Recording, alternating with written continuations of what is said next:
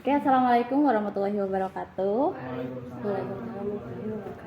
Selamat pagi kawan-kawan semuanya. Hari ini kita akan melanjutkan ya setelah tadi kita membuat peta orientering yang menurut saya itu bukan sesuatu hal yang mudah, sangat-sangat susah tapi bisa ya kalau misal kita praktekkan. Dan sekarang kita akan melanjutkan ke pembahasan kita yaitu terkait public speaking. Nanti Kak Noval kemungkinan bakal meminta teman-teman untuk praktek gitu ya, karena kita kan udah mempelajari teorinya, tadi kita sudah praktek, nanti kemungkinan kita akan berpublic speaking ria.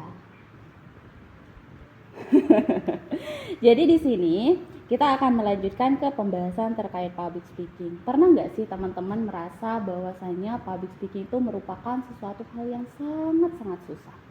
Bahkan kita itu merasa bahwasanya daripada aku harus ngomong depan banyak orang, mending aku ngerjain 100 tugas deh. Jadi kalau misal kita ada opsi lain, kita nggak bakal milih untuk menyampaikan sesuatu di depan banyak orang, karena otak kita udah memberikan informasi kita dalam ancaman ketika sedang menyampaikan sesuatu di depan banyak orang. Dan di sini saya mau bertanya ke teman-teman, apa sebenarnya ketakutan terbesar ketika teman-teman mau menyampaikan sesuatu di depan banyak orang? Pasti ada, tapi masing-masing dari kita itu pasti berbeda, teman-teman. Oke? Iya, Kalau dari Kak Liza, apa nih biasanya? takut kepleset. Takut kepleset gitu ya, takut typo atau enggak belibet. Kalau teman-teman yang lain? Mungkin takutnya tuh waktu kita menginput informasi aja Kak, takutnya overload. Terus waktu kita menyampaikan sesuatu kepada publik itu kita malah jadi ngeblank karena overload. Oke, jadi otak kita terlalu banyak ide, terus memori kita itu kapasitasnya tidak mumpuni gitu ya. Alhasil kita udah dapat tekanan nih kayak, aduh orang-orang nanti bakal ngejudge aku nggak ya, orang-orang bakal nilai aku bagaimana. Terus otak kita yang udah penuh makin penuh, alhasil ngeblank. Itu yang kita khawatirkan. Nah di sini sebenarnya terkait ketakutan terbesar ketika kita menyampaikan itu banyak sekali, tapi yang paling besar dari semuanya itu adalah ketakutan akan penilaian orang. Kita sebenarnya nggak takut kok teman-teman kalau kita nggak tahu. Kita nggak takut akan hal itu, tapi kita takut tidak sesuai ekspektasi mereka. Kita takut juga mendapatkan penghakiman ataupun penilaian, atau bahkan kita takut terlihat bodoh. Karena kalau misal kayak kita nyampein ya, kita tuh nggak tahu jawab, aduh aku udah pasti dinilai bodoh ya sama orang-orang, daripada aku nggak tahu apa-apa mending diem deh. Jadi diem itu kan emas ya. Tapi kalau selamanya kita diem, potensi yang kita punya tidak bisa kita munculkan. Karena orang-orang tuh bukan dukun, bukan orang kayak, aduh Kak Aisyah kayaknya butuh bantuan deh, aduh kayaknya Kak Novel pengen ini deh, kan nggak bisa ya. Jadi sekecil apapun ide kita, kalau tidak kita sampaikan, tidak bisa sampai ke orang lain. Sesederhana minta tolong, aku nggak bisa ya ambil handphone ya kayak begini, itu kan harus minta bantuan. Kak Liza boleh minta tolong nggak ambil handphone? Itu sesederhana komunikasi seperti itu teman-teman. Dan di sini kita akan mempelajari beberapa topik ya. Kalau misal kita mumpuni selama 30 menit ke depan, kita akan membahas terkait public speaking lebih dalam. Karena public speaking bukan hanya sekedar berbicara, pondasinya seperti apa, dasar-dasarnya. Sedikitnya kita akan mempelajari body language dan juga vokal, lalu akan ada sesi praktek yang mungkin kalau praktek di sini saya lebih fokuskan ke public speakingnya, kita sekarang prakteknya itu lebih ke materi yang sudah Kak Nokal tadi sampaikan. Oke? Siap. Di sini teman-teman, kita tahu bahwasanya setiap orang memiliki ketakutan, dan survei dari Chapman University memberitahukan ataupun menunjukkan bahwa 75% orang itu takut buat ngomong depan banyak orang, dan ini lebih besar daripada ketakutan ketika kita kematian ataupun terhadap ketinggian. Iya, dan ini disebut dengan glossophobia. Glossophobia ini ketakutan yang luar biasa, kayak aduh daripada aku harus tampil mending mati aja deh. Ada. Apalagi ketika kita punya trauma di masa lalu, pernah dibully, pernah dikucilkan, pernah diketawain. Apalagi itu merupakan panggung pertama kita, teman-teman. Makanya kenapa saya sering menyampaikan entah itu dalam konten, tulisan atau apapun itu di media sosial, please stop normalisasi buat ngetawain orang yang salah ngomong, apalagi di forum formal, karena kita nggak pernah tahu seberapa besar keberanian yang sudah dia kumpulkan. Jadi sebisa mungkin ketika kita melihat orang yang typo gitu ya, salah ngomong, misalnya pun nih kita pengen ketawa, kita tahan. Karena kadang ketawa kecil itu bisa berdampak besar untuk kehidupan seseorang. Makanya ketika kita tidak bisa berbicara yang baik-baik, alangkah baiknya kita diem. Itu baru diem itu emas. Jangan kebalik ya. Gitu teman-teman. Nah selanjutnya saya akan bertanya. Nah pasti udah gak asing ya sama public speaking ya, apalagi anak sekolah, kuliahan, kerja itu public speaking gitu. Tapi saya mau menyamakan persepsi dulu nih. Mungkin semuanya bisa menyampaikan dengan durasi minimal banget ya, 1 menit per orang, boleh. Kalau dari Kak Liza, apa sih sebenarnya public speaking itu? Apa ya? Yang tahu aja. Kayak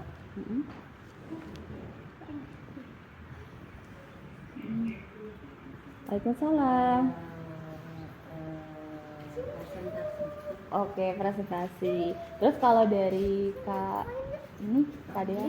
Speaking publik kayaknya umum, speaking kayaknya bicara, jadi berbicara di depan umum. Oke, sederhananya itu public speaking merupakan kemampuan kita menyampaikan sesuatu di depan banyak orang. Adakah tambahan? Mungkin secara harfiah public speaking adalah berbicara di depan umum, dan secara umum, pemahaman secara umum adalah kemampuan kita berbicara di depan umum. Oke, siap. Oke, jadi itu ya teman-teman kurang lebih terkait pengertian dari public speaking, yaitu menyampaikan sesuatu di hadapan banyak orang. Tapi perlu kita tahu juga nih, bahwasanya public speaking itu merupakan seni, tidak hanya sekedar berbicara. Karena ketika kita hanya sekedar berbicara, semua orang bisa buat berbicara. Misalnya, kita contohkan ke anak kecil, bayi yang baru lahir, itu juga berbicara. Komunikasinya lewat tangisan, merengek, itu juga komunikasi. Tapi di sini kenapa public speaking merupakan seni? Karena kita tuh punya tujuan ketika menyampaikan. Tidak luput nih, ketika kita mau perform di hadapan banyak orang, pasti ada tujuannya. Entah memberikan informasi, entah mau mengajak, memotivasi, menginspirasi, ataupun mau jadi seperti itu teman-teman. Dan tentu public speaking, cara kita menyampaikan ide, pesan, gagasan melalui lisan. Jadi secara langsung, bukan lewat tulisan. Meskipun sebelumnya saya udah latihan nih, menulis dulu gitu ya, kayak teksnya apa. Itu bagian dari latihan dan persiapan dalam public speaking. Tapi kalau public speakingnya sendiri, kita langsung menyampaikan melalui lisan kepada sekelompok orang. Nah di sini sering salah kaprah nih. Kalau misal kita lagi kumpul-kumpul gitu kan sama 10 orang, 15 orang, itu public speaking nggak Nur? Belum tentu. Misal kita kumpul di satu forum, dan itu bukan forum formal, misal di kafe, sederhana di kafe. Kita tuh ngobrolnya ngalor ngidul. Nggak ada tujuan fokusnya misal ke rapat, discuss, atau juga ngebahas satu topik tertentu, itu nggak bisa dikatakan public speaking. Karena kita bisa aja nih, saya sama Kak Liza ngobrol berdua, ini ngobrol berdua, kan nggak fokus ya, Kak, terpecah belah. Itu tidak bisa kita katakan public speaking. Dan misal kita bikin konten, halo teman-teman semuanya, kenalin aku Nur, hari ini aku bakal bikin konten terkait public speaking. Aku share ke media sosial, itu disebut public speaking, karena ada orang yang nonton. Tapi kalau misal aku bikin konten, aku taruh di draft, bukan public speaking. Karena tidak ada orang yang menonton itu. Itu perbedaannya. Dan di sini tujuan dari public speaking itu ada 3, to inform, to persuade, to entertain. Itu. Jadi biasanya ketika kita public speaking fokusnya di bagian to inform ya, menyampaikan informasi, karena tujuan dari menyampaikan informasi dari orang yang tidak tahu menjadi tahu, yang sudah tahu menjadi lebih tahu. Itu tujuannya. Sampai sini aman? Aman. Oke, yang selanjutnya di sini ada beberapa manfaat yang sudah saya tuliskan. Kita akan mendapatkan 5M, bukan 5 miliar ya, tapi 5M. Yang pertama, makin percaya diri. Yang kedua, ketiga, meyakinkan dan mempengaruhi orang lain. Ini dalam konteks yang positif, konteks yang baik, dan juga bisa meningkatkan karir, serta pasti bisa menyampaikan ide dengan efektif. Karena ketika kita mempelajari public speaking, kita nggak muter-muter, kita tahu strateginya. on point gitu ya kalau bahasa gaulnya gitu kan. Yang pertama, kenapa makin percaya diri? Karena kita udah belajar, karena kita udah tahu strateginya seperti apa. Sesederhana, misal kita mau presentasi, biasanya menggunakan struktur 3P, pembuka, poin, sama penutup. Assalamualaikum sampai waalaikumsalam warahmatullahi wabarakatuh. Itu kan kita makin pede, udah tahu konsepnya seperti apa.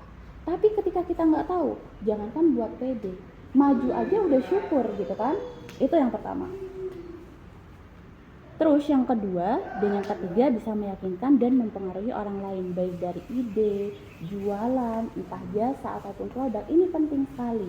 Contohnya, saya punya handphone, saya jualan handphone. Ketika saya menawarkan, kamu mau beli handphone nggak? Oh, emang apa spesifikasinya? Terus kelebihannya sama handphone lain apa? Saya langsung bilang, ya kalau mau beli ya beli, kalau enggak ya nggak usah. Gimana cara orang mau beli kalau seperti itu? Tapi ketika bisa untuk mempersuasi, kalau kamu misal beli handphone ini, harganya tuh terjangkau, ada diskon sekarang 20%. Terus juga kelebihannya, kalau kamu suka konten ya, ini bagus, bisa bikin video yang jernih, terus juga hasil videonya yang bagus. Jadi kita mempersuasi, tapi harus dipertanggungjawabkan apa yang kita sampaikan. Jangan sampai karena pengen terlihat bagus, pengen terlihat keren, pengen juga orang-orang overclaim jadinya ya, itu juga nggak bagus. Itu harus ada yang dipertanggungjawabkan. Terus yang ketiga, yang keempat, kita bisa meningkatkan karir. Karena yakin deh teman-teman, dengan kemampuan kita bisa berkomunikasi dengan baik, seenggaknya kita lebih terlihat. Bukan karena kayak caper gitu ya, tapi kan eman sekali ketika kita mempunyai skill yang bagus, ketika kita bisa mengerjakan sesuatu dengan maksimal. Jangan sampai kalah sama orang yang cuma jago ngomong tapi nggak bisa kerja. Kan harus balance ya. Karena di tempat kerja kadang ada beberapa orang yang mungkin kerjanya nggak terlalu bagus nih, kapasitasnya nggak terlalu mumpuni, tapi karena pinter buat ngomong, yang bagus beneran itu malah kalah. Kasihannya di situ. Jadi harus balance antara pekerjaan yang benar-benar mumpuni, terus juga kemampuan kita untuk menyampaikan ide gitu. Dan yang terakhir tentu menyampaikan ide dengan efektif. Itu ya tadi sudah kita sempat bahas. Ini ada jenis public speaking ataupun tujuannya informatif, persuasif, dan juga entertaining. Itu 3. Jadi kalau misal informatif speaking, itu saya contohkan Mbak Najwa Shihab. Sering sekali beliau itu kan menyampaikan terkait sosial, budaya, ekonomi. Jadi awalnya yang saya tidak tahu menjadi tahu. Mungkin juga Kak Rashid yang sudah tahu menjadi lebih tahu. Itu tujuannya dari informatif speaking. Terus yang selanjutnya di sini ada persuasif. Ini Mbak Mary Riana, teman-teman. Kalau saya itu kan suka sekali terkait motivasi ya, tapi dibarengi dengan action juga. Biasanya kalau beliau bisa untuk mempengaruhi opini ataupun mengajak orang lain untuk bertindak atau melakukan sesuatu. Contohnya di sini, misal ada 2 gelas yang diisi dengan pasir yang kotor dua-duanya, anggapannya gelas ini adalah diri kita. Diri kita yang dimana kita punya masa lalu yang buruk, kita juga mungkin dari orang yang tidak terpandang dan lain sebagainya. Jadi kita mengira bahwasanya kita akan selalu ada di posisi yang seperti ini. Kita merasa tidak layak untuk menjadi orang ataupun pribadi yang lebih baik lagi. Tapi Mbak Mary Riana mencontohkan, coba deh, satu ini nggak kita apa-apain, biarin gitu aja, tapi satu gelas ini kita selalu berikan air yang mengalir. Otomatis pasir yang kotor itu menjadi terangkat. Itu analogi diri kita. Jadi ketika kita selalu diberikan afirmasi positif, hal-hal yang baik, dipertemukan dengan orang baik, itu otomatis kita menjadi lebih baik. Jadi seperti itu. Misalnya pun kita mau mempersuasi jualan seperti tadi, jasa sama juga, atau juga terkait ide yang kita punya. Misal nih, biasanya kita tuh kan sering aktif ya di forum kayak memberikan pendapat, ide ataupun saran. Itu harus meyakinkan juga. Jangan sampai ketika kita memberikan saran masukan kayak, ya saya sih yakinnya kayak gini ya, tapi nggak tahu juga sih. Ya kalau setuju oke, kalau enggak ya nggak usah. Itu kan nggak bakal yakin. Satu sih teman-teman, kalau kita nggak yakin dengan diri kita sendiri, jangan minta orang lain buat yakin. Sesederhana itu. Jadi kalau misal dari diri kita sendiri masih belum, jangan minta orang lain. Jadi kita harus memposisikan diri sebagai audiens juga. Jangan hanya sebagai orang yang berbicara, tapi sebagai orang yang mendengarkan. Itu koneksinya bisa lebih dekat gitu. Terus yang terakhir di bagian ini yang menurut saya paling susah, entertainment speaking. Ini saya contohkan Bang Raditya Dika. Beliau itu sangat cerdas ya menurut saya, ketika beliau menyampaikan terkait sesuatu hal yang terkesan lucu, menghibur, tapi daging sekali. Itu yang nggak banyak orang bisa. Karena sempat waktu saya kuliah di Bali ya teman-teman, saya itu nonton langsung komedi-komedi seperti itu di kafe. Ternyata anggapan saya salah. Ternyata beliau yang menyampaikan di forum itu menggunakan kata-kata yang tidak sepantasnya. Terus juga menganalogikan makanan sebagai kotoran hewan dan lain sebagainya, itu kan kurang etis ya, tidak etis sama sekali. Makanya kenapa di bagian entertaining speaking memang sangat-sangat challenging. Kita harus persiapan yang lebih banyak nih. Gitu. Nah, terus kalau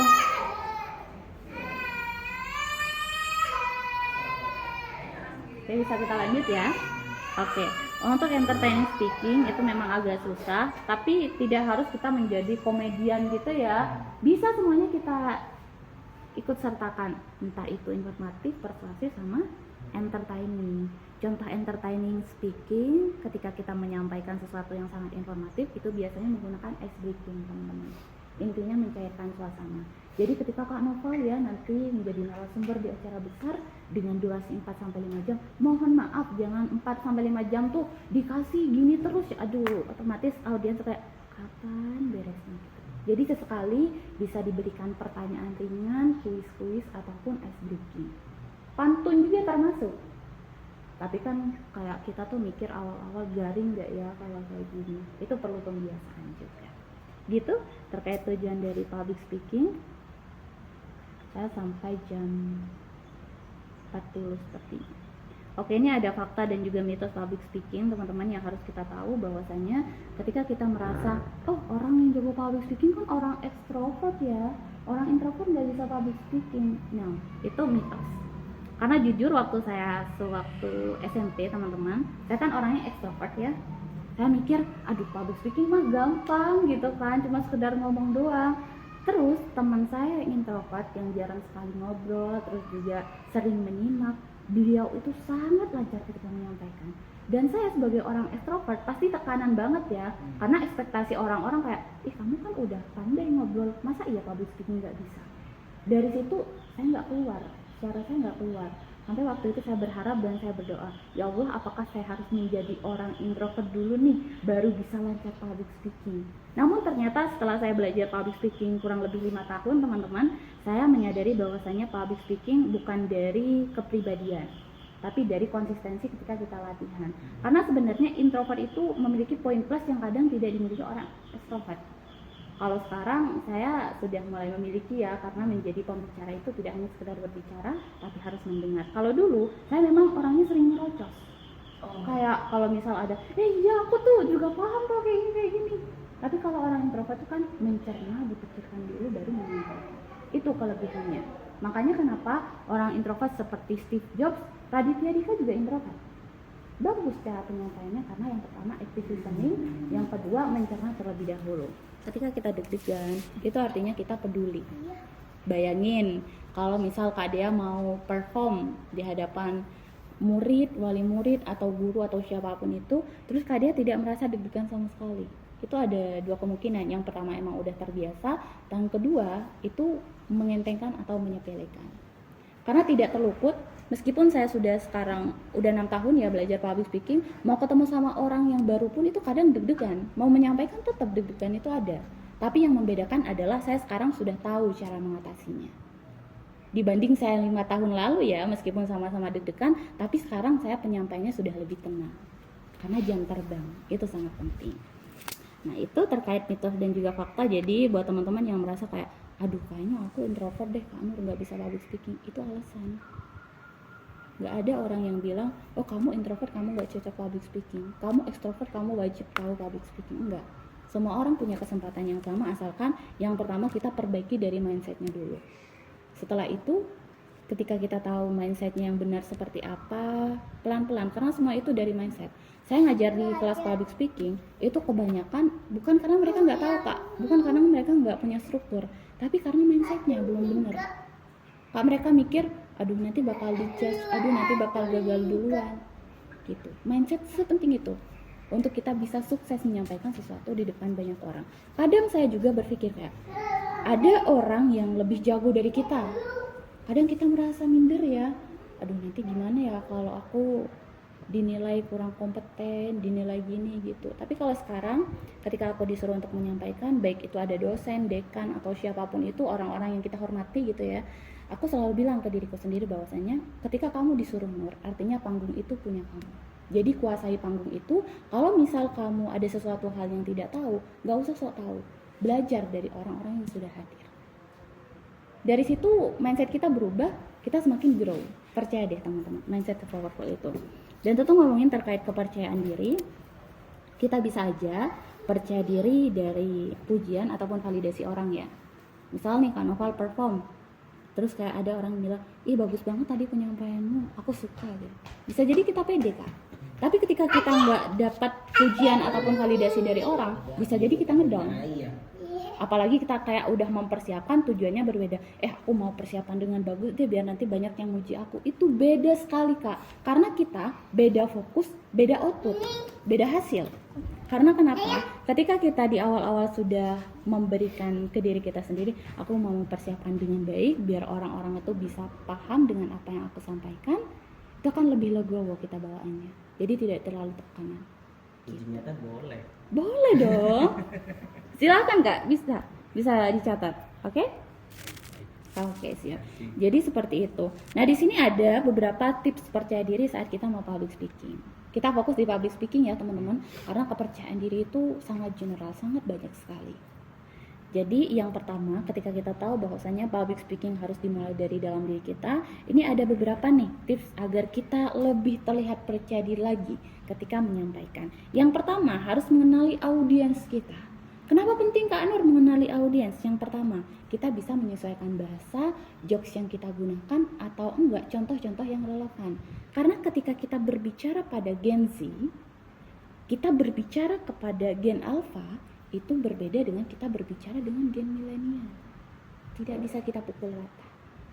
Masa iya kita mau ngomong sama guru, lu kemarin udah gini belum? Kan gak pantas ya. Jadi harus menyesuaikan. Penyebutan aku, kamu, saya, anda, kami, kita, itu harus disesuaikan. Itu yang pertama. Terus yang kedua, kita bisa mengatur nafas dan postur tubuh. Biasanya ketika kita menyampaikan itu ngos-ngosan ya Kak. Itu kita belum siap tapi dipaksa buat ngomong. Caranya gimana Kak Nur? Kita bisa atur nafas, yaitu menggunakan teknik 378 atau 478. Jadi 4 detik kita tarik nafas, 7 detik kita tahan, 8 detik kita hembuskan perlahan. Ulangi sampai berapa kali teman-teman. Oke, itu terkait atur nafas ya, bisa 347, bisa 478, disesuaikan. Yang terpenting adalah ketika kita tarik nafas jangan langsung dibuang. Jadi kita tahan dulu untuk menstabilkan deg-degan kita. Gitu. Biasanya kalau saya mau perform 10 menit sebelum itu saya udah di kamar mandi. Syukur-syukur ada kacanya ya, jadi saya kayak langsung mengekspresikan, pura-pura perform, dan di situ kayak saya tarik nafas, tahan, hembuskan perlahan. Gitu biasanya. Dan tentu kita harus melihat postur tubuh, karena ketika kita misalnya langsung dipanggil, baik untuk selanjutnya Kak Nur disilahkan. Ketika kita berdiri, kita mau berjalan tapi kita membungkuk dan menunduk, itu menunjukkan bahwasanya kita tidak pede. Jadi memang kita harus menggunakan postur tubuh yang tegap, terus juga pandangan bisa mengarah ke depan, karena itu menunjukkan kita lebih percaya diri lagi. Karena kadang bahasa tubuh, meskipun dia tidak ikut berbicara, tapi bisa memberikan persepsi bagi orang lain. Makanya kenapa harus kita jaga sekali. Gitu. Yang selanjutnya, gunakan gestur yang terbuka. Gestur yang terbuka seperti apa Kak Nur? Misal nih, ketika teman-teman berdiri itu ya, tidak hanya di satu posisi, bisa aja ke depan, ke kanan, ke kiri, ataupun ke belakang, disesuaikan. Tapi jangan terlalu sering. Kayak beberapa menit ke kanan, beberapa menit ke kiri, ke depan. Nah, setelah itu, baik Bapak Ibu semuanya, di sini saya sudah tampilkan ya di PowerPoint yang sudah saya bikin, ada beberapa hal yang akan kita pelajari pada kesempatan hari ini, yaitu 3 poin penting. Yang pertama, kedua, ketiga, itu gesturnya. Baik Bapak Ibu yang ada di pojok kanan, mungkin ada yang mau menyampaikan, silakan. Oke, silakan boleh maju ke depan. Nah, itu gestur yang terbuka. Jangan sampai kita hanya berdiam, gak ngapa-ngapain, itu bikin grogi kita makin banyak. Karena ketika kita bergerak kan otomatis kayak makin lentur ya, makin kerasa enjoy. Jadi itu sih teman-teman fungsinya. Selain untuk bisa memperkuat pesan kita, bisa meredakan grogi yang sedang kita alami. Yang selanjutnya tentu persiapan materi dengan matang. Ini sesuai dengan keyakinan teman-teman ya, bagaimana cara mempersiapkan materi dengan matang. Bisa latihan dengan rutin. Latihan rutin biasanya saya itu sering menyampaikan sesuatu dengan spontan. Misal saya melihat buku, melihat handphone, melihat tas atau apapun itu, saya deskripsikan.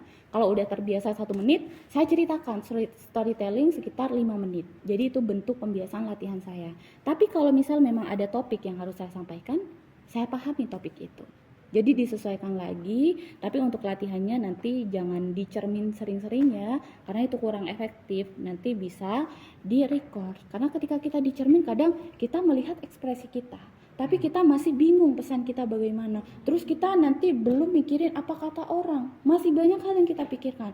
Jadi nggak fokus. Tapi ketika kita record, kita kan kayak udah nih standby banget handphone kita. Kita tinggal record. Leluasa aja. Namun setelah itu playback, putar ulang, evaluasi. Itu lebih efektif. Gitu ya teman-teman, tujuannya itu biar kita bisa lebih fokus ke pesan yang mau kita sampaikan, kita nanti bisa lebih fokus untuk mengevaluasi. Karena nggak bisa kita dalam satu waktu mengerjakan semua hal gitu. Ubah pola pikir atau mindset ini biasanya saya selalu memberikan afirmasi positif ya ketika kita mau menyampaikan, karena nggak ada orang-orang yang peduli sama kita kalau misal kita grogi, gemeteran. Yang bisa mengatasi itu diri kita. Meskipun saya sekarang bisa kayak teman-teman beberapa tekniknya seperti ini, tapi saya tidak bisa merealisasikan itu di kehidupan kalian ketika teman-teman tidak bisa melakukan sendiri. Jadi memang apapun yang kita pelajari itu harus ada prakteknya. Jangan sampai ketika kita udah dapat ilmunya, ya udah, yang penting aku dapat ilmunya, kita merasa belajar tapi nggak pernah praktek. Itu nggak ada hasil. Gitu. Dan tentu kita harus menerima gugup sebagai hal normal, karena kadang kita terlalu menolak gitu ya, kayak aku nggak mau gugup, aku nggak mau gemeter, aku nggak mau grogi. Ketika kita menolak, otomatis kita tuh semakin bertolak belakang. Kita semakin merasa, aduh aku nggak nyaman deh gugup. Kalau sekarang saya menerima gugup itu. Jadi ketika saya gugup, saya berbicara pada diri sendiri, nggak apa-apa Nur kalau kamu gugup. Artinya kamu sekarang kan sedang mempertanggungjawabkan apa yang mau kamu sampaikan. Jadi nggak apa-apa gugup. Biasanya gugup itu di menit-menit awal. Kalau udah 10 menit, 20 menit itu udah aman biasanya. Karena kalau di awal-awal tuh kan orang lagi fokus-fokusnya ya sama kita ya. Biasanya di menit awal itu yang merasa sangat-sangat tertekan. Tapi selepas itu insya Allah aman teman-teman. Dan tentu untuk kita bisa pede lagi, kita bisa menggunakan pakaian yang nyaman, rapi, dan sesuai dengan acara. Karena kalau misal acaranya formal, kita menggunakan baju pesta kan nanti bikin kita nggak pede ya. Kayak salah kostum gitu kan. Jadi seperti itu. Nah untuk yang selanjutnya, masih ada kah waktunya? Berapa? Sampai jam 11 kah? Oke sih. Oke, masih aman teman-teman? Oke. Nah ini mindset yang harus kita punya. Kita tampil untuk memberi manfaat, bukan untuk menjadi superhero ya, atau aku harus tahu segalanya nih. Tapi kita bisa untuk berbagi. Anggapannya kita berbagi teman-teman, bukan orang yang menggurui. Karena beda loh, ketika kita punya mindset aku harus tahu segalanya, aku harus bisa nih jadi guru, itu kita nggak enjoy. Bukan berarti kita nggak punya tanggung jawab ya, tapi dalam artian kita mempertanggungjawabkan, kita sudah mempersiapkan dengan baik. Tapi jangan lupa juga kita tampil itu untuk memberikan manfaat, biar orang paham kan. Tujuan komunikasi itu bukan hanya sekedar aku mau menggunakan bahasa yang keren, mau menggunakan bahasa yang tinggi biar orang-orang melihat aku tuh pinter. Nggak seperti itu. Karena audiens hadir di situ untuk bisa memahami apa yang bakal aku dapat nih dari apa yang Kak Nur sampaikan. Jadi orientasinya bukan ke diri kita, tapi ke audiens. Setelah itu, misal kita ada salah, jangan terlalu menghukum diri kita habis-habisan. Karena kita manusia tidak luput dari salah dan hilaf ya, tapi jangan pernah jatuh ke lubang yang sama. Ketika kita melakukan kesalahan, evaluasi. Jangan sampai ketika kita salah, ya namanya juga manusia gitu kan, nggak mau untuk evaluasi ataupun anti kritik itu kan juga nggak baik teman-teman. Jadi ketika kita salah, jangan menghakimi kita habis-habisan, jadi kita belajar dari proses itu. Misal nih saya menjadi MC, biasanya Kak Rashid SPD MPD, saya bilangnya kepada Kak Rashid MPD disilakan. Itu kan udah keliru ya dari penyebutan. Jadi kita bisa menyebutkan lagi, mohon maaf maksud saya Kak Rashid SPD MPD. Karena nama itu sangat fatal, kecuali misal kita typo ya, kita mau menyampaikan meminimalisir, tapi kita nyebutnya mesilimanisir.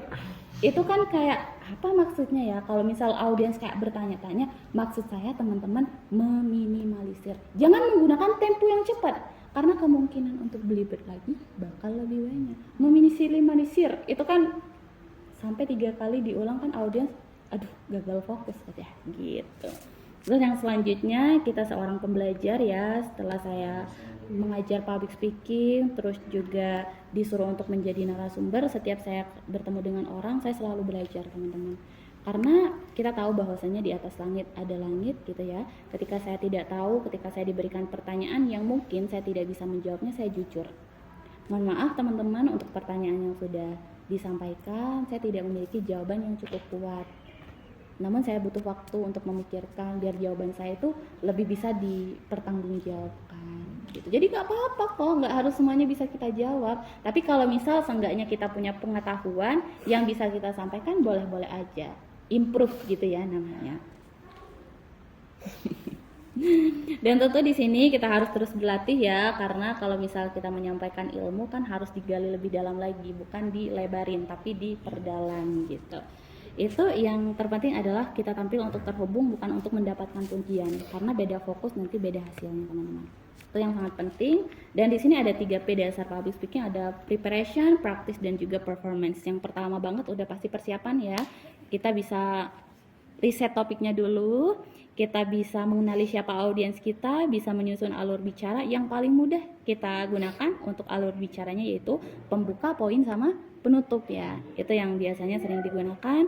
Bisa menyiapkan alat bantu, misal slide, cue card, atau laptop yang kita gunakan seperti ini, atau bisa juga layar proyektor. Karena ini teman-teman, semakin siap kita, semakin kecil ruang untuk kita panik. Karena kita tahu berapa persen sih persiapannya, apakah sudah 80% atau masih 10%. Karena kalau misal semuanya serba dadakan, pusing. Belum kita persiapan kayak lihat teknisnya bagaimana, mikrofonnya bisa atau enggak, layar proyektornya hidup apa enggak, terus juga pemahaman materinya udah sebagaimana, itu kan makin besar buat kita panik. Yang bikin panik kadang bukan cuma orang lain, tapi persiapan dari diri kita sendiri. Itu.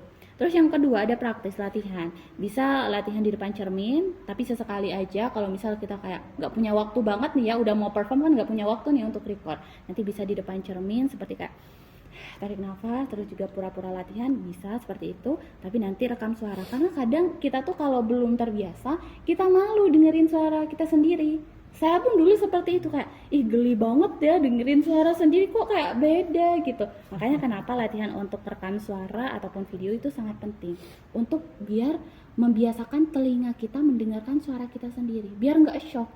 Apalagi kita jarang tampil ya, sekalinya kita pegang mikrofon suaranya langsung ngebas, loh kok beda, itu fokusnya bisa buyar teman-teman gitu. Kadang ngebas, kadang cempreng. Iya itu kak, jadi memang harus disesuaikan.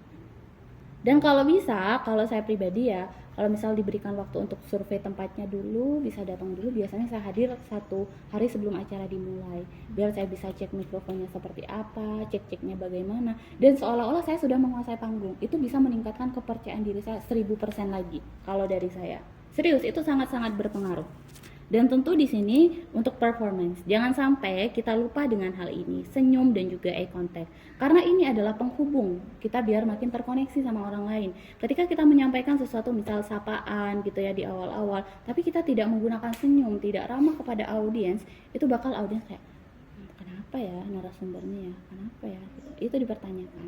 Jadi jangan lupa untuk senyum dan juga eye contact. Karena misal nih ya, saya berbicara sendiri, oke teman-teman selamat pagi, hari ini kita akan belajar public speaking ya. Saya tidak pernah menggunakan eye contact. Apakah teman-teman bisa mendengarkan saya? Otomatis kemungkinan besar tidak. Karena merasa bahwasanya, Kak Nur aja udah nggak ngedengerin aku, Kak Nur aja udah nggak lihat aku, ngapain aku harus lihat Kak Nur? Gitu.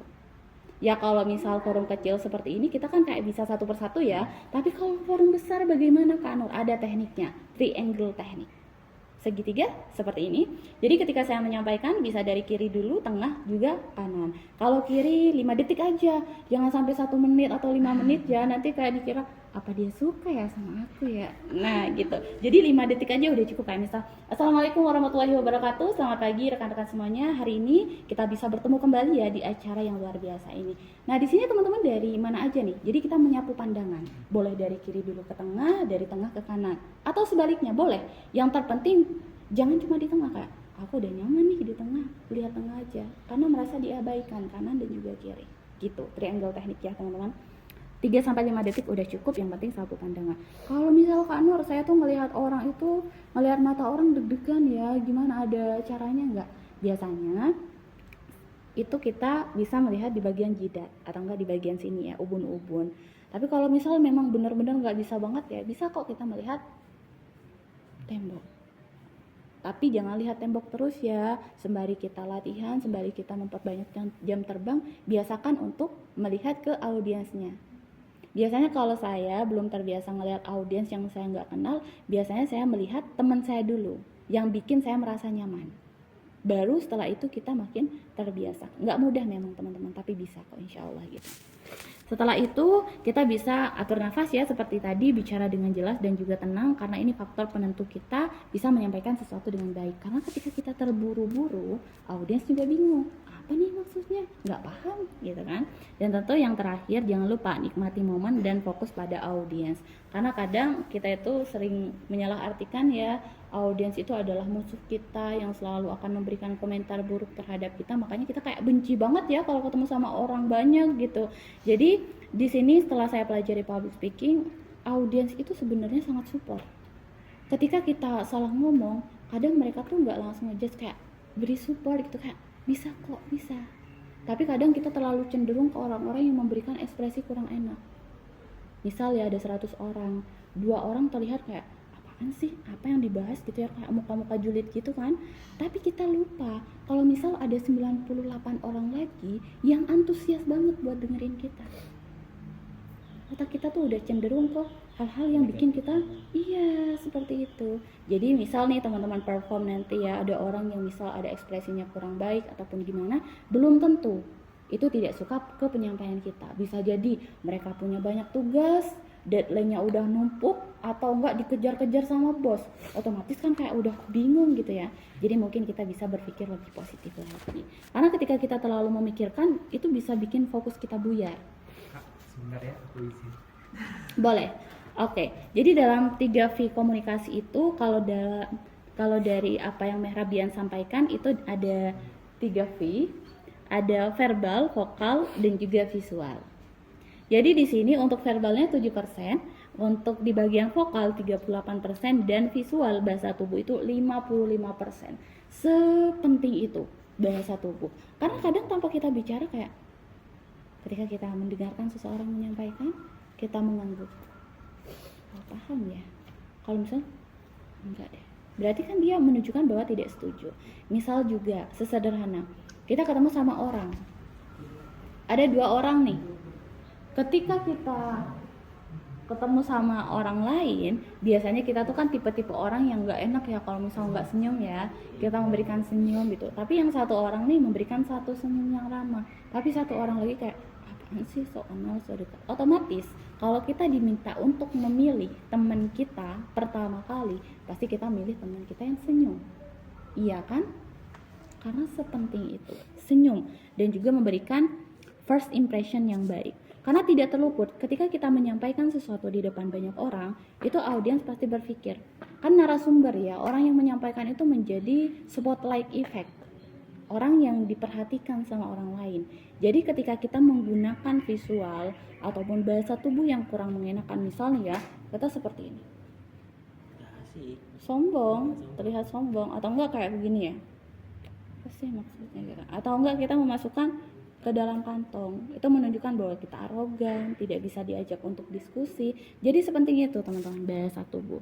Seenggaknya ketika kita masih belum bisa memaksimalkan semuanya, perhatikan. Yang pertama, ketika kita mau menyampaikan harus ada yang namanya senyum. Ketika kita mengucapkan salam, assalamualaikum warahmatullahi wabarakatuh, selamat pagi rekan-rekan semuanya, gimana kabarnya hari ini? Semoga semuanya dalam keadaan sehat dan juga baik. Tapi kalau misal di awal, assalamualaikum warahmatullahi wabarakatuh, selamat pagi teman-teman semuanya, semoga teman-teman dalam keadaan baik dan juga sehat. Oke, hari ini kita akan lanjutkan ya ke materi kedua kita. Orang-orang tuh bakal ngira Kak, kalau misal kayaknya nih Kak Nur udah nggak seneng ya berketemu sama aku, kayaknya nggak ikhlas nih buat nyampein materi, karena seberpengaruh itu. Begitupun dengan vokal, kita nggak harus yang kayak langsung menyampaikan sesuatu dengan hal yang ngotot gitu ya, karena intonasi gitu kan, visual ataupun vokal. Yang terpenting artikulasi gitu. Yang terpenting adalah ketika kita menyampaikan itu jelas dan juga bisa memberikan ataupun memperkuat pesan kita. Misal di sini, ketika saya mau menyampaikan aku seneng, gimana biasanya ekspresinya, gimana biasanya suaranya, biasanya lebih antusias ya. Tapi kalau misal aku bilang, Kak Liza, aku seneng hari ini, lemes sekali ya. Apakah bisa percaya orang-orang kalau seperti itu? Tidak. Jadi kalau misal kita mau bilang kita seneng, harusnya ekspresinya juga seneng, suaranya juga harus lebih antusias lagi. Jangan sampai, oke teman-teman, hari ini apakah sudah semangat? Semangat ya, jangan lupa semangat. Kalau saya bilang semangat pagi, teman-teman jawabnya pagi luar biasa. Ya kayak gimana ya, kita mau ngajak audiens buat semangat, tapi diri kita sendiri nggak semangat. Tapi kalau saya bilang selamat pagi teman-teman, apakah sudah semangat? Kalau saya bilang semangat pagi, jawabnya pagi luar biasa. Beda banget. Itu kan lebih memperjelas dan juga meyakinkan kesan. Tapi kalau misal kita, ya itu ya yang pertama, ketika kita masih belum bisa untuk meyakinkan diri kita, jangan minta orang lain buat yakin, karena itu merupakan hal yang dipertanyakan juga buat audiens gitu. Ini Kak Nur minta aku buat yakin ya, Kak Nur minta aku buat ngelakuin ini, tapi Kak Nur aja kayaknya masih belum. Misal nih, saya minta teman-teman harus berkata yang baik-baik, berkata yang tidak menyakiti hati orang lain. Tapi ketika ada orang yang bertanya, saya langsung bilang, gini aja kamu nggak tahu, bodoh ya. Itu kan kita tidak berbicara yang baik kalau seperti itu. Kita langsung ngejudge kan. Jadi gitu teman-teman. Jadi yang pertama, kita harus memposisikan diri sebagai orang yang bisa untuk merealisasikan itu. Karena kita anggapannya seseorang yang bisa ditiru oleh orang lain gitu. Jadi memang harus dijaga itu. Anggapannya kita membangun personal branding dari apa yang kita ucapkan. Karena sebenarnya dalam hidup ini kita nggak mempertanyakan mau sebanyak harta kita seperti apa, terus juga sawah kita punya berapa. Yang kita lihat dari seseorang pertama kali adalah cara mereka menyampaikan, cara mereka berbicara. Itu. Apalagi ketika kita ketemu sama orang baru, gak mungkin orang itu langsung tanya, kamu udah punya aset berapa miliar sih? Kamu udah punya apa aja? Udah punya rumah berapa sih? Enggak. Tapi yang mereka tanyakan adalah bagaimana ketika mereka berdiskusi, mereka bisa menyesuaikan dengan lawan bicaranya. Karena komunikasi sepenting itu. Bisa juga ketika kita tidak pandai untuk menyusun gitu ya, menyusun kata-kata, atau kita bilang, aku mah emang kayak gini Kak Nur orangnya. Kan seperti itu, semua bisa kita pelajari. Tentu ketika saya mau meminta tolong untuk mengambilkan laptop yang ada di situ, ini akan berbeda konteksnya ketika kita menggunakan intonasi yang juga berbeda. Ambilin dong laptop yang ada di situ, meskipun tidak ada kata tolongnya, tapi itu terdengar lebih baik. Ambilin dong laptop yang ada di situ dengan ambilin dong laptop yang ada di situ, beda, seperti menyuruh. Jadi kenapa kadang orang-orang tuh punya ide yang bagus, punya ide yang ciamik ya, tapi orang-orang nggak bisa respect dari cara mereka nyampein, seperti menyuruh, seperti juga orang yang tidak memberikan respect juga buat orang lain. Karena seperti apapun pesannya, itu akan beda makna ketika kita menyampaikan dengan cara yang berbeda juga. Gitu. Karena komunikasi bukan hanya sekedar kata-kata, tapi bagaimana cara kita menyampaikannya. Oke. Jadi seperti itu teman-teman yang bisa saya sampaikan untuk materi hari ini. Mohon maaf jika ada sesuatu hal yang kurang ataupun yang salah ya. Nanti kalau misal ada sesuatu hal yang ditanyakan, monggo silakan ditanyakan. Burung Irian, Burung Cendrawasih, cukup sekian dan terima kasih. Wassalamualaikum warahmatullahi wabarakatuh.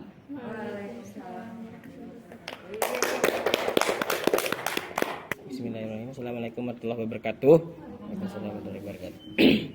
Saya ingin bertanya Kak Nur, bagaimana cara mengatasi kita ketika overthinking. Karena setelah kita berbicara di depan orang banyak, ada kata-kata, ada kalimat-kalimat yang sebenarnya kita tuh tidak paham. Jadi seakan-akan kita tuh ngomong panjang lebar tapi kita nggak paham apa yang kita maksudkan gitu tuh. Pas blok gitu tuh, blok thinking gitu Kak. Jadi kan pas ketika ngomong ngeblok gitu depan. Terus sampai bawa ke dalam tidur. Wah, aku tadi ngomong apa ya ampun, sampai nangis-nangis gitu tuh. Nah, kira-kira apa yang membuat kira-kira cara mengatasinya bagaimana? Begitu sih.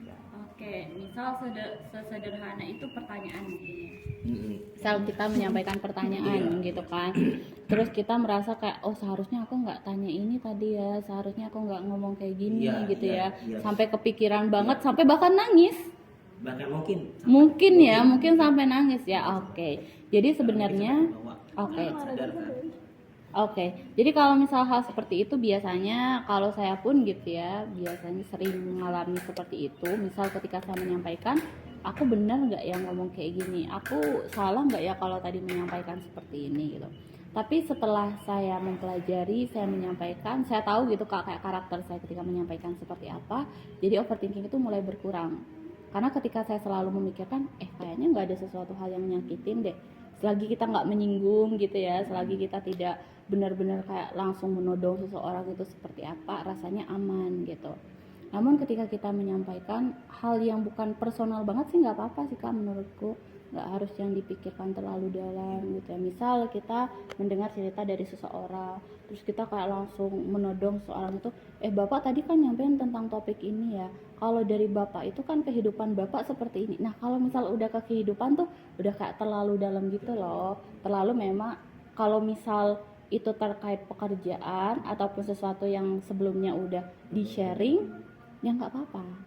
Tapi ketika kita terlalu mengulik itu terlalu dalam, rasanya itu memang hal yang patut kita pikirkan biar nantinya tidak terulang lagi. Untuk cara ngatasinya itu balik lagi Kak ke diri sendiri. Kita harus tahu nih ketika kita menyampaikan bagaimana cara kita menyampaikan seperti apa. Apakah ketika saya menyampaikan orang itu lebih banyak tersakiti kah atau kayak aman aja?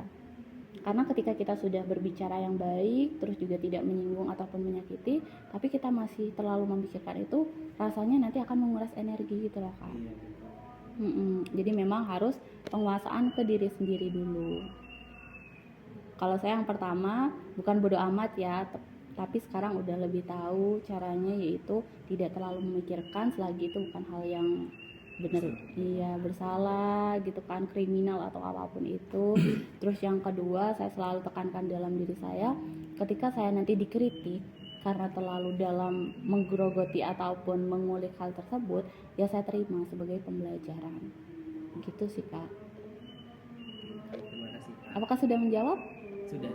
Sudah. Tapi kalau misalkan kayak di MC yang kemarin yang lagi viral gitu kan, ya pastinya mungkin apa ya, kebawa tuh juga, padahal manusiawi ngomong seperti itu yang dikatakan. Oke, kita balik lagi ya Kak, konteks MC. Kalau MC itu kan biasanya dia di pihak netral. Dia di pihak netral. Tapi waktu itu dia terbelenggu juga ya, kayak aku harus ngapain ya, karena kan tugas MC selain untuk memandu acara, biasanya untuk improve juga. Tapi itu memang improve-nya terlalu banyak Kak. Jadi seakan-akan menyudutkan satu pihak, yaitu peserta. Biasanya ketika dia ada di momen itu kayak bisa berpikir lebih jernih ya. Nanti kita bisa, baik terima kasih adik-adik atas penyampaiannya, juri sudah menyampaikan seperti itu, nanti kita bisa putar ulang lagi ya. Jadi bisa kayak diberikan opsi yang lain. Tapi kalau kemarin MC-nya itu kan menyampaikan, mungkin hanya perasaan adik-adik saja. Itu kan menyudutkan sekali ya. Jadi anggapannya peserta itu tidak punya hak untuk menyampaikan, berpendapat gitu. Jadi seharusnya di pihak netral Kak. Kasihan mental juga. Iya betul, itu sampai berdampak ke pekerjaan Kak, diputus kontrak gitu. Banyak. Jadi memang berbicara di depan umum itu banyak hal yang harus kita pikirkan Kak. Salah satunya sebelum kita berbicara, kita harus berpikir dulu. Kebiasaan berpikir terus juga menyampaikan itu sangat penting. Dan mungkin ya waktu itu MC-nya udah nggak punya pilihan lain, udah nggak kepikiran mau ngomong apa, Alhasil kayak langsung menyimpulkan, oke adik-adik, itu udah keputusan dari juri, mungkin itu hanya perasaan adik-adik saja, mohon diterima. Itu kan kayak langsung menyudutkan sekali ya. Jadi seperti itu. Pemilihan diksinya juga sih Kak, pemilihan kosakatanya itu penting gitu. Terima kasih. Sama-sama.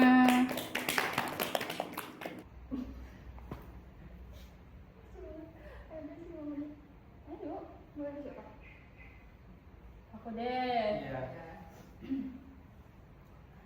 Oke, jadi hari ini saya akan menyampaikan terkait orientering dalam waktu 1 menit. Jadi sebenarnya orientering itu adalah olahraga ataupun aktivitas yang menggabungkan kemampuan kita untuk membaca kompas, juga menentukan rute, dan tentu bisa memberikan yang namanya kebugaran, karena kita itu dituntut untuk stabil gitu ya di luar dan juga di alam.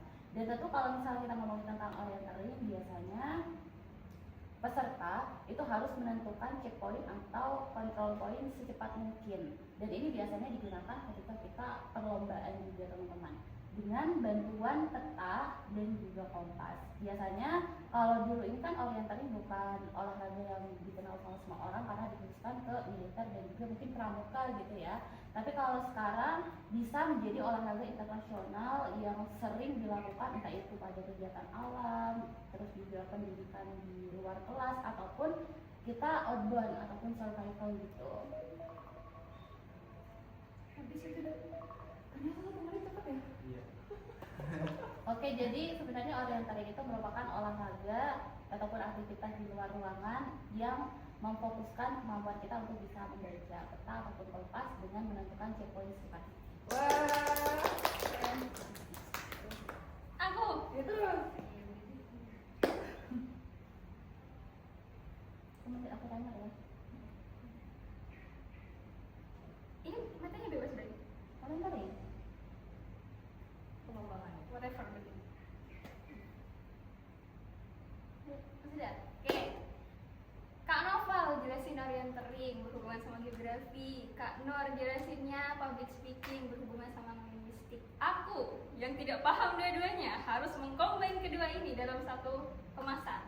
Ya, ini lumayan boom ya, tapi nggak apa-apa. Akan aku jelaskan dalam kacamata alamku. Jadi kalau salah silahkan dikoreksi ya Kak Noval ataupun Kak Nur. Tapi kalau misalkan terlalu salah banget silahkan di-cut ya guys ya. Oke.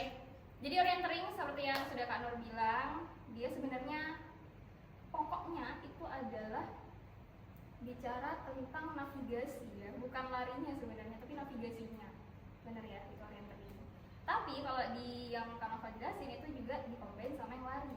Tapi nggak selalu dikombin sama yang lari kan? Kayak gitu. Nah terus ada yang namanya UTM sama TM. Yang aku lihat UTM itu dia tuh berarti grid ya, dan gridnya itu lebih rapi, lebih pendek daripada yang TM. Jadi cuma 6 derajat, gridnya ada banyak banget, kurang lebih berarti wah ini berarti kurang lebih setiap tempat itu bisa menentukan, dan itu universal transverse and Mercator. Universal jadinya semua orang bisa tahu derajatnya sesuai dengan UTM. Tapi kalau yang TM aja, orang tuh bisa menentukan katanya tuh gak harus di sini 0, tapi bisa digeser, bisa diundur gitu. Itulah kenapa yang dipakai UTM, karena dia universal. Jadi sifatnya lebih paten. Terima kasih. Udah dijelasin. Iya. Udah ya. Udah jelas. Enggak lah. Yuk, Yuk. Aku. Bentar. 1 menit Ya. dari Udah. sekarang. Yuk. Udah. Sebagai salah satu orang yang sepertinya mengalami gangguan ADHD, aku tuh kerap kali nggak bisa terbiasa sama satu aktivitas saja Kak. Dan aku sendiri itu memiliki kesukaan di dalam olahraga, yaitu adalah kardioku. Aku suka sekali, yaitu namanya olahraga lari. Dan di dalam olahraga lari, ketika aku mengalami ADHD, aku pasti nggak terbiasa nih kalau misalnya terus-terusan lari. Nah, oleh karena itu aku menemukan salah satu variasi, yaitu adalah orientering. Orientering itu apa? Orientering sendiri adalah olahraga lari kardio yang menggabungkan dengan navigasi. Navigasi itu apa? Navigasi adalah kemampuan kita menemukan arah.